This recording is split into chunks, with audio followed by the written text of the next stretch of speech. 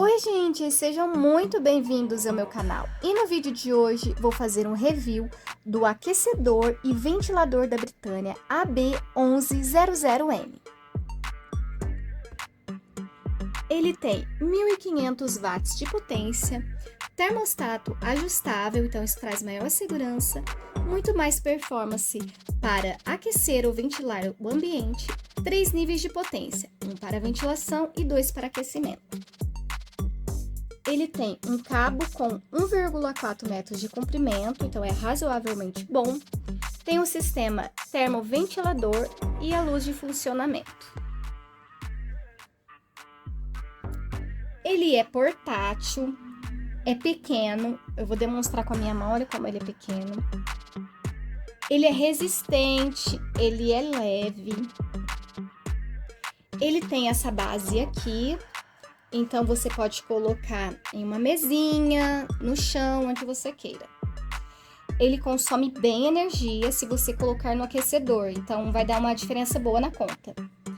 Aqui fala que não pode cobrir, então porque isso pode haver um superaquecimento danificando o produto. E agora eu vou mostrar os componentes. Então, ele tem essa alça para transporte, a grade de segurança, resistência interna, a hélice do ventilador, o controlador de temperatura, a grade traseira,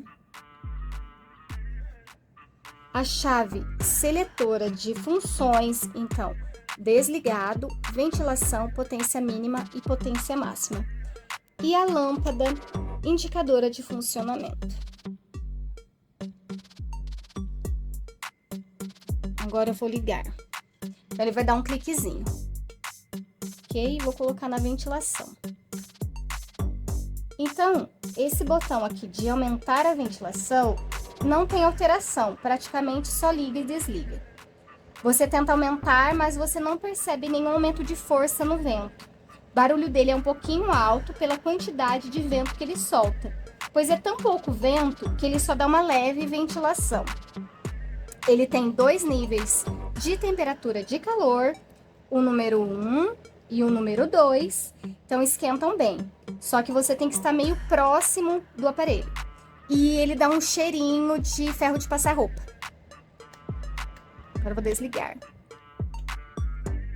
Então é isso, pessoal. E antes de encerrar o vídeo, quero te convidar a se inscrever no meu canal, deixar um like, pois me ajuda muito.